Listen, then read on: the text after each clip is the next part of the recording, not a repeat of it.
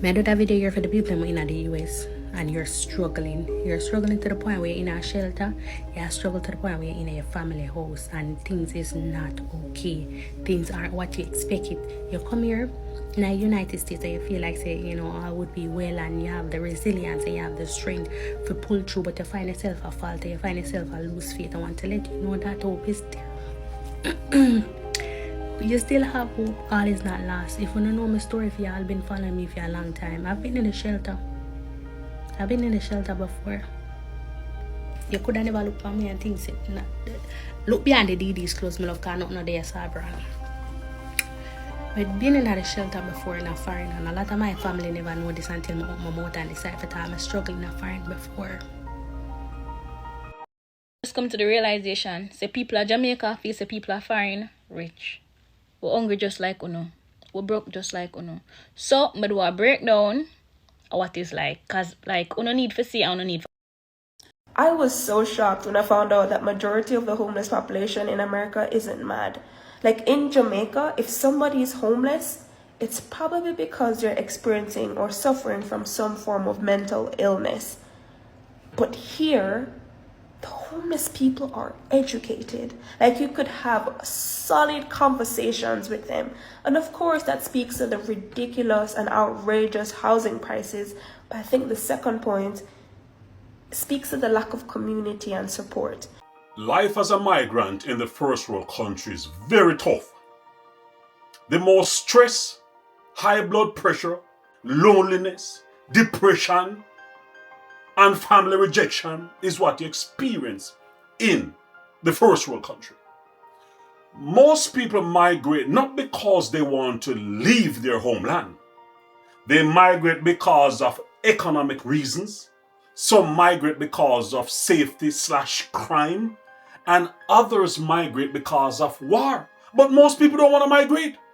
However, if you should look at the elite class, the rich and powerful, you realize they don't migrate.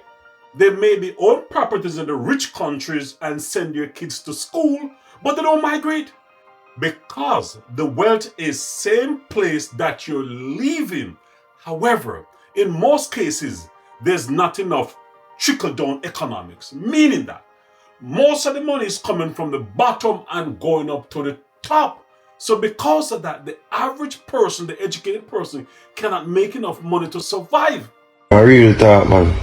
However, let's watch these videos and hear the stories of why these people migrate. Before we get into the video, let me give credit to all the persons who have shared their experiences and testimonials so they can give you, the audience, more information on how to navigate the intricacies and the stress in MAGAland. You get it? Let's ride into the video. The globaleconomy.com ranked Jamaica second out of 177 countries for human flight and brain drain. The Statistical Institute of Jamaica, Statin, reports that over 11,000 Jamaicans migrated in 2019.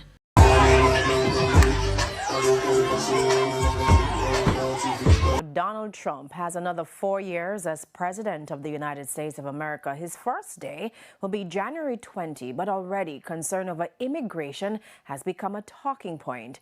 There's going to be a lot of craziness. It's going to be a circus, but not a good kind. Not a good kind. And yeah, we can only hope that that doesn't happen again. Here, no found no follow the crowd, but Donald Trump wins, so send back my family member come. Remember, son, your bed. Remember, son, your house. Remember, say, family member normally send a little puppy in if you wear a whole piece of scratchy wig them. One of you walk and lick on it every day because it's sweat and rotten out your mole. Remember, say, at them send I want $50, I want $100 for buy a little food that's hungry, no kill you, no. So I better not call Donald Trump and tell Donald Trump, say, listen, I beg him, keep them up there, please. No dip them, because we're not going to suffer. We don't stay there follow people, but dip them.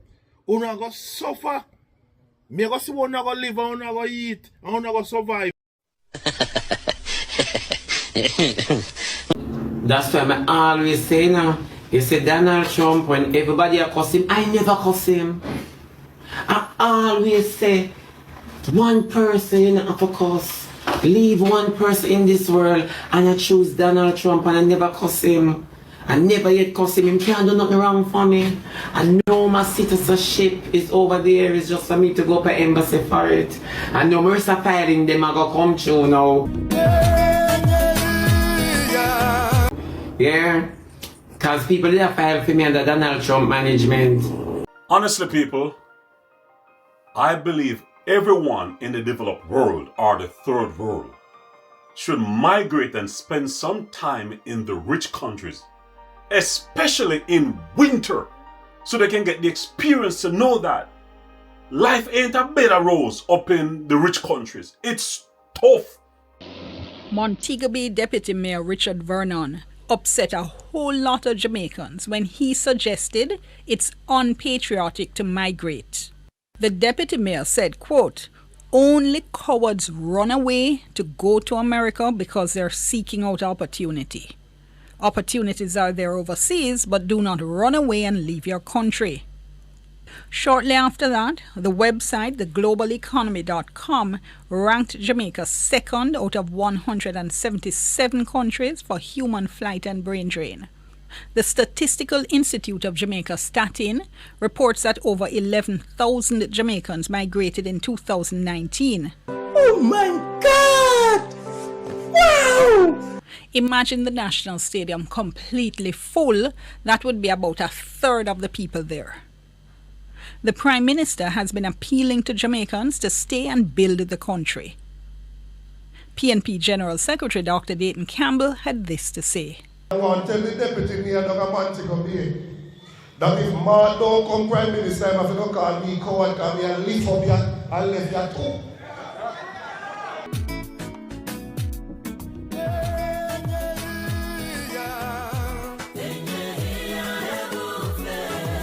This is my first U.S. Embassy experience. In April 2015, I went to the U.S. Embassy to get a visa because Kurt wanted to come a foreign for your birthday in May. I made it a little boy, and the boy just stressed me out. I made just want to run with him because you know you do with some man sometimes, no matter how you try to leave, no matter how you do the things them for them just go on, them just not go on. Anyway, so I go to embassy to get a visa. When I go in the embassy, I in the line. There was this black lady. She is the only black somebody on the line. The only black person they on the line. A pure white and Caucasian and blue eye and grey eye people. So you know, say in the line with the black lady. And to my surprise, I say, all right, then I want to wee, so she go bus we. Lo and behold, everybody may say go to the window to her. She get them on green paper. She was bald-headed at the time, and she did have one tape measure around her neck like she come for run duppy. So me catch a rake like cash but long time, and I decide, say, you know what? But now I go to the lady. So me come out of the line and go to the bathroom. When me come back from the bathroom, the security guard put me same place where I did there. Because I catch a rake and I try sight it. I try not to go off your window, you understand? The man put me back same place. Anyway, the dirty lady, I hope you see this, miss. She asked me 2 questions. One, if I have a child, and I said yes. That depends on my application. 2, where I work, I tell her we single. That depends on my application, I'm going to my single uniform. Woman push out the piece of green paper, give me. I don't know what the green paper mean, but Mr. Shaggy be a people green paper. So me read it, said nice. I said, Miss, what is this? She said, you have not been approved. And she give me my passport. I want class to woman, but you know, in an embassy, you can't get an eyes in there. So me come out, you know, out a road where you give the people them belongings them. And if you pay them 500, if you keep the stuff them. Me left my bag and my cushionments them out there because you could not bring it in. You understand? So, me just get turned down when I have the money for getting nobody. So me go out there for my bag. And them other man say them not give me the bag. And my other man said, I have to get my back, come across and angry, come out the embassy like me a bounty. And one man said, just get her back, I look like she don't get what she forget. And you know, I stand by people, them, the people, them class, me go on class, me come. And I said, that's how I get the visa cost, my attitude stink and bray and blanty. Guess what me do? Stress out. Walk from embassy, go half a tree.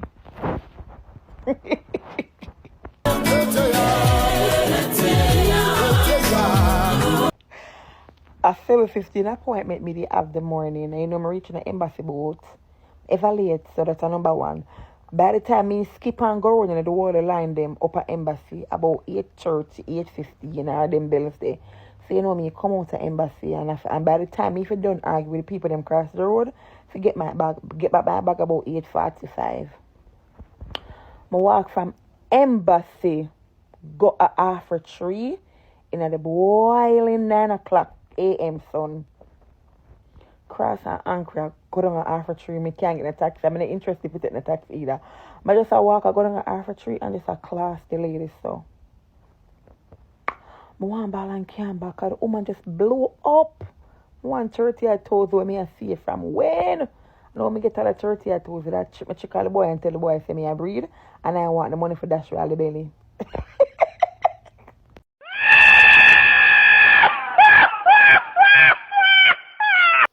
People, if the stories are good, don't forget to hook a brother up. Just hit the subscribe button, like, share and subscribe so we can reach many more. You get it? I appreciate that. Thank you. How I transitioned to working in the US as a Jamaican who studied in Jamaica. I actually moved to the US in my second year of university because we were still in pandemic times and school was online. Then I had to go back to UE in final year because school was face-to-face again. And it's so funny because at this point when I was living in the US in second year, you know, my family kept asking me like, why not transfer schools? You know, why not attend a university overseas? Nobody's gonna be checking for your Jamaican Caribbean degree if you decide to come back here and live.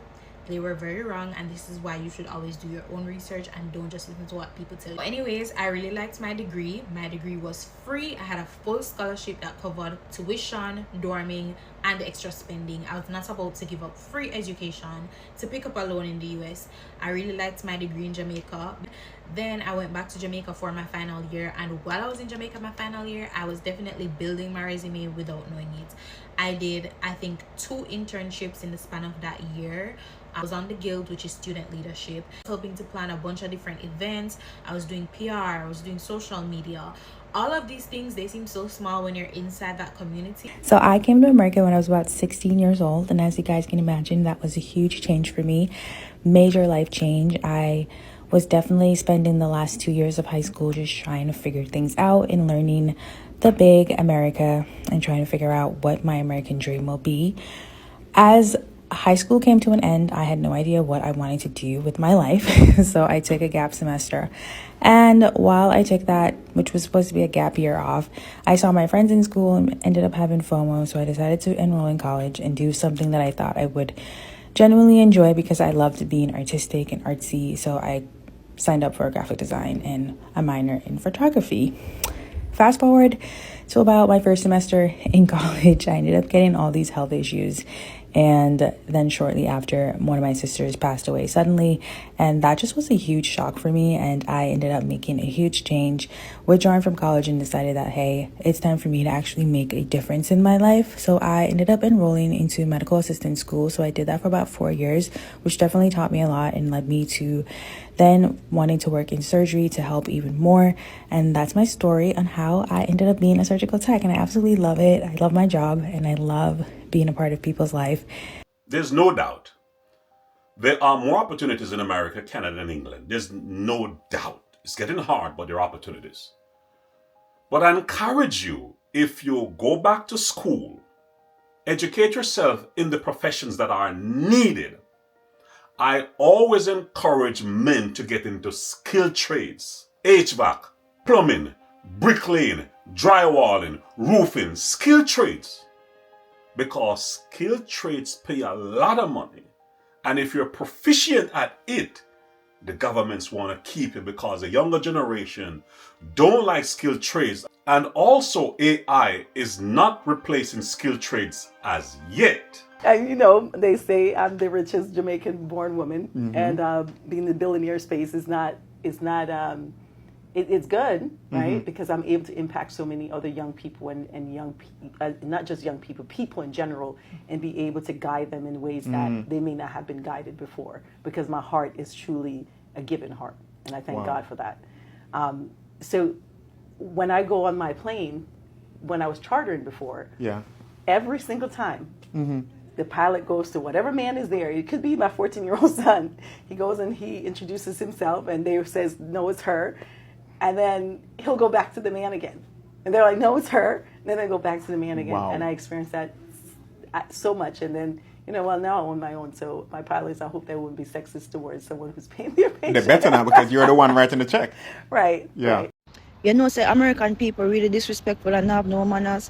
I travel all over the world and I never encounter them something yet. Imagine, me I go which part I don't know, and this man start me come talk about, hey shorty, come collect this banana. I say, excuse me sir, collect which banana? I don't want your banana, I'm a Jamaican now collect banana. So I'm come America come collect banana. I look like my short a banana, or would I like your banana, sir, dirty man? Then the man I come talk about say, take this banana, shorty. It could change your whole life. I got you over here. Take care of you, shorty. There's nothing that I would give you, shorty. See me until I go along the road. If I look on the man and say, sir, you know you're outside and bright. You must have a class, the man. Anyways, guys, me move America next month. As a migrant, especially if you're undocumented and a woman, it's harder because you are vulnerable. And you get basically approached on for comfort. However, if you have the resilience and have someone who you can trust to help you, you still can make it through. We have seen one estimate that says it would cost $88 billion to deport 1 million people a year. I don't know if that's accurate or not. Is that what American taxpayers should expect? What price do you put on national security? Is it worth it? Is there a way to carry out mass deportation without separating families? Of course there is. Families can be deported together. I bring a message from Donald J. Trump. If you were in this country illegally, in 6 months, pack your bags because you're going home. Watch out, watch out, watch out. Come out of this. Y'all live for y'all. Warn them, man. So warn them, man.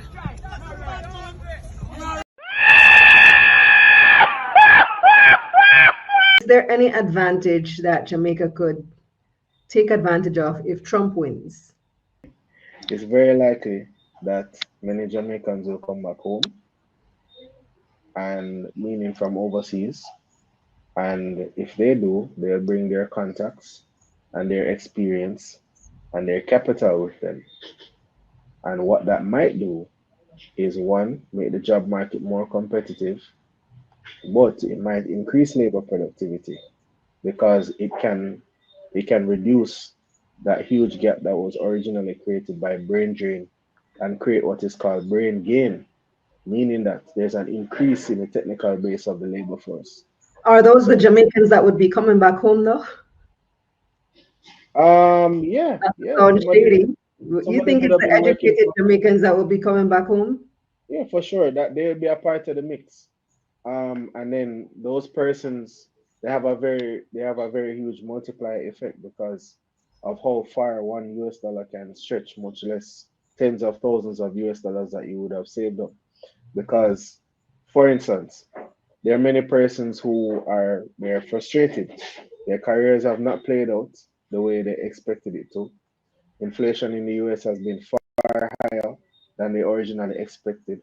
There are many quote-unquote successful Jamaicans overseas who wanted to come home because of aging parents, and they're tired of the US system.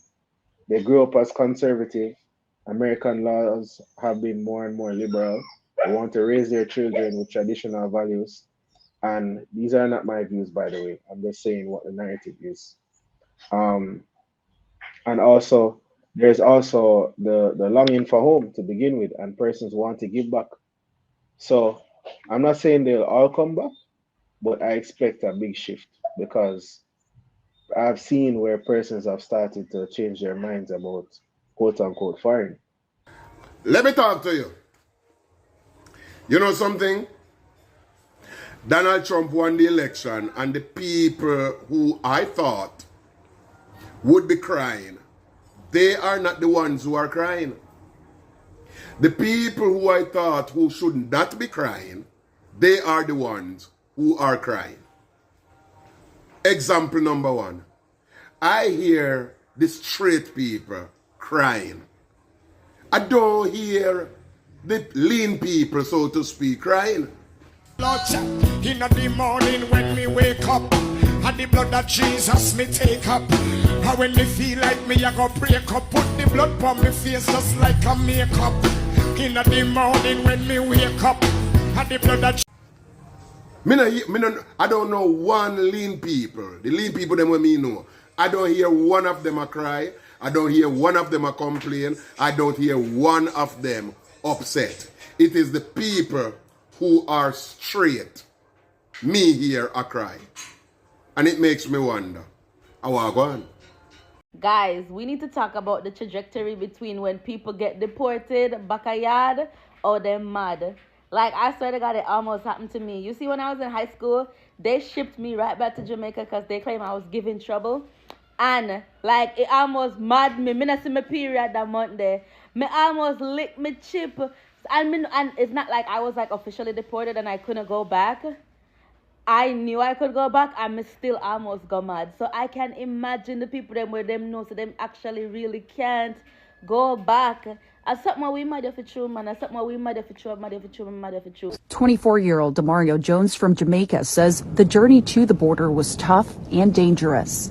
Very, very challenging. Both physically and mentally. Physically and mentally, a lot of stress, and it costs a lot of money to get here. And it's not nice because it's very risky in Mexico as well. With the cartels, we have to pay them a lot of money to get here. He's here with his mother and a few others from Jamaica. I just want to go to the U.S. to get a work, to change my life and live a good life. Jones tells me violence is also why he decided to leave Jamaica. The reason why I leave my country because it's very violent and I have to run away because they kill my father. I want to say a big thank you for taking your time to listen to all of these testimonials. Once again, I give credit to all the persons video who have borrowed from TikTok. Shout out to you, and I appreciate your words of encouragement. But I have to give a special shout out to this last person here. Here for you, immigration. Sister, you told your story true. You're an overcomer. You made something out of nothing. And for that, here for you, immigration, you're an inspiration. Big up to you. If any of you who watch this video, she can always link me on TikTok at Jamcan22.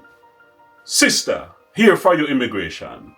Respect to you and respect to all of you who have shared your words of encouragement. And as Rastaman say, forward ever, backward never.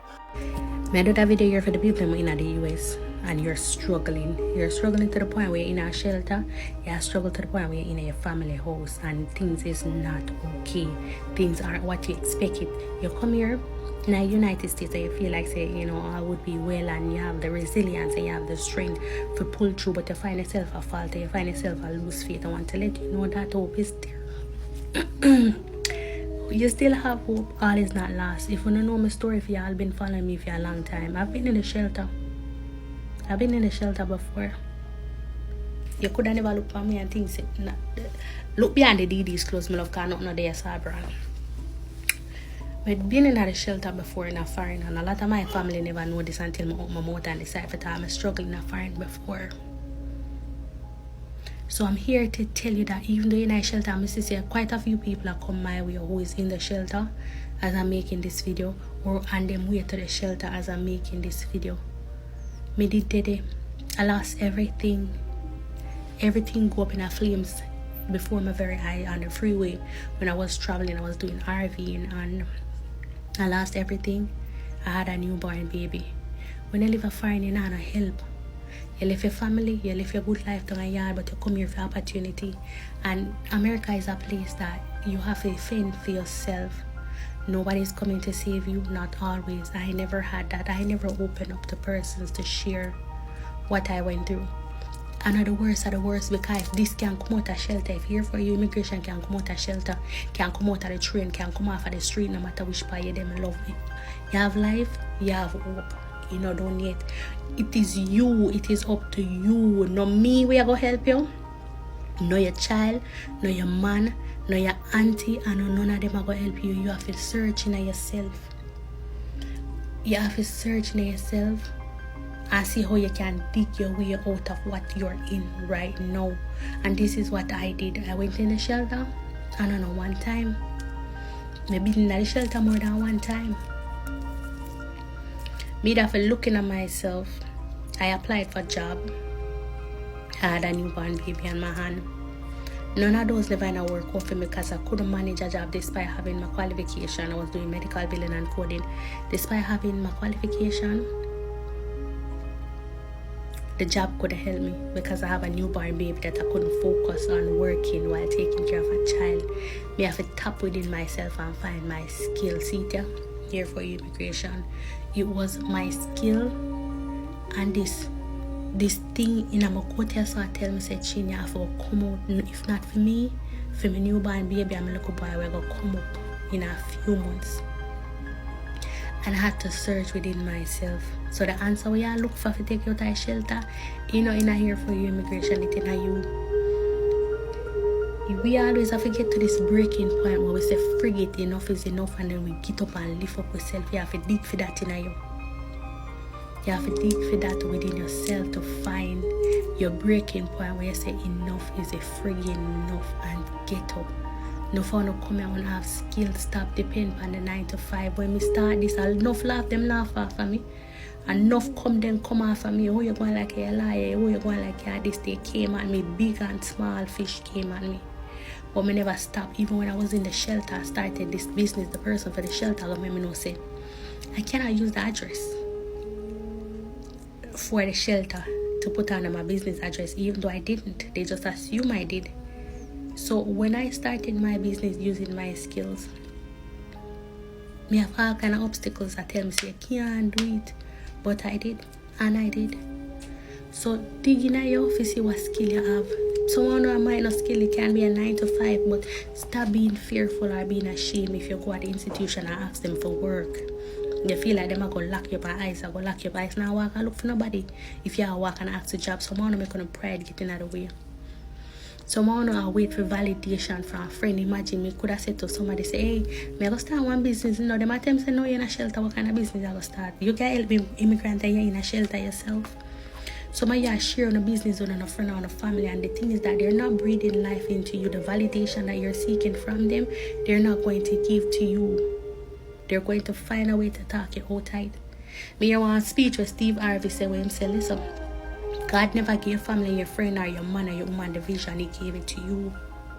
If he had wanted others to see what it is that he instilled in you, then he would have showed them to him, show you, and show me, say, listen, start this, help other immigrant like yourself, you're in a shelter, start it. Because I said, God, me in a shelter, we have to about me, I will find someone for him, not time for that. No, I didn't. I was saying enough is enough. And I took my phone and I went outside and I had somebody, July, I come up, make a second year, or third year. I lost everything, the anniversary, I come right up.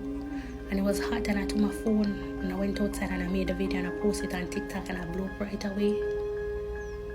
Because I find 20 million excuses to tell God that I'm not do it. So somehow I see you guys reaching out, but sometimes me telling you, it will not help. It have to come from you, and you have to help you. And you have to look at your pitney them beside and say, shit, me have to do it, if not for me, but for them. You have to do what you have to do. I know the worst of the worst. I live in a shelter, I'm still at. I still come home, I still have to take care of my pain. I still make my video, I do live in the shelter. Enough people they know I live in a shelter. I wasn't looking for pity. I didn't play a victim. I play a friggin' hero. I'm gonna come out on top. Because me that fi win regardless. Me drop on my face. Nobody never know me could have call everybody and tell them, yo, me homeless, yo, me homeless, help me. No. I use the phone that I have in my hand and I find the resources. Shelter for single woman, clothing for single woman, immigration for single woman. Use up the Google, not just for TikTok. Use up the phones in your hand and call for help from persons who have institution, non-profit to help you. Don't just sit down and decide to stay in a shelter till you get one house. After government, go up on the road with the baby or yourself and go look the work. Because here, what if you can't overcome this obstacle? A foreign you go living and take on 5 years. At 7 times rise and 7 times fall. If you fall one time, you can't take up yourself. I don't know, Jamaica, you go survive with other. So tell yourself there's no going back. This long, I know it long. Tell yourself there's no looking back. You have to take up yourself from the lowest point and bring yourself up. Because if you don't come out of that poor me and pity me mindset and lift up yourself with your own strength, it's only going to be downhill from there, and it not gonna stop. You're gonna wonder if you cut Jesus slippers back. You're gonna wonder if you kneel up Jesus by the cross and crucify him